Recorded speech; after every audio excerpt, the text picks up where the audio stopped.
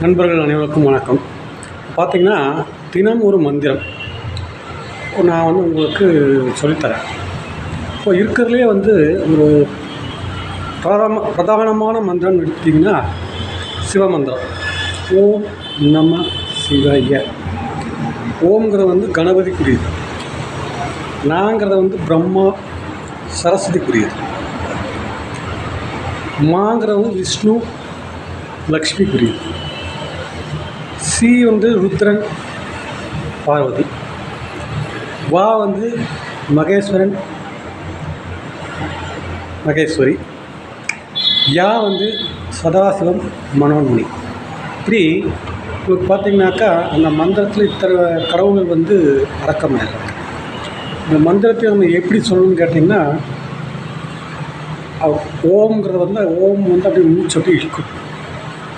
அப்புறம் ந சி வ ய அப்படியே மூச்சு அப்படியே இறக்கும். மூச்சு காற்றுலேயே அந்த லெட்டர்ஸ்லாம் அப்படியே விடணும். பார்த்திங்கன்னா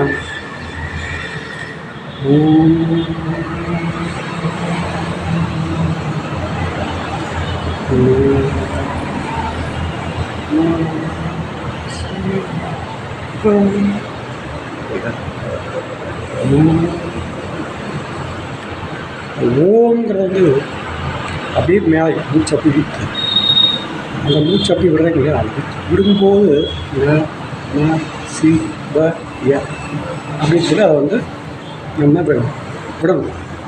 இந்த ஓம் இழுக்கும்போது என்னன்னாக்கா நம்ம அடிப்பகுதியில் அப்படியே ஒரு ஹீட் ப்ரொடியூஸ் ஆகும். இது உங்களுக்கு பல வகையில் யூஸ் ஆகும். ஒன்று, கடவுளை பார்க்கலாம். ரெண்டாவது, மூச்சு பயிற்சி ஆகும். மூணாவது, உங்களுக்கு யோகாசனம் எல்லாமே தான் அடங்கிடும் இந்த மந்திரத்தில். ஓம் நம சிவாய. ஓம் நம சிவாய. ஓம் நம சிவாய. சிவ சிவ சிவ சிவ சிவ சிவ சிவாய நம்ம. இந்த மந்திரம் வயசு பசங்களாம் சமணம் போட்டு சொல்லலாம். அதாவது 10 மாதம் போட்டு சொல்லலாம். வயதான பெரியவர்கள் சேரில் உட்காந்தும் சொல்லலாம். வீல் சேரில் இருந்தாலும் சரி, எந்த கண்டிஷனில் இருந்தாலும் சரி, இந்த மந்திரம் சொன்னீங்கன்னா இதுக்கு மேலே அடிச்சுக்கிறதுக்கு மந்திரமே கிடையாது. ஸோ இந்த மந்திரத்தை பற்றி நிறைய விஷயங்கள் இருக்குது. அதை அடுத்த பதிவில் பார்ப்போம். அதாவது இந்த மந்திரம் சொல்லும்போது இது சித்தி ஆயிடுச்சா இல்லையா, மெயின் தான் அது அப்படிங்கிறது உங்களுக்கு தெரியணும்ல. ஸோ அதை பற்றி நான் உங்களுக்கு அடுத்த பதிவில் சொல்கிறேன். நன்றி, வணக்கம்.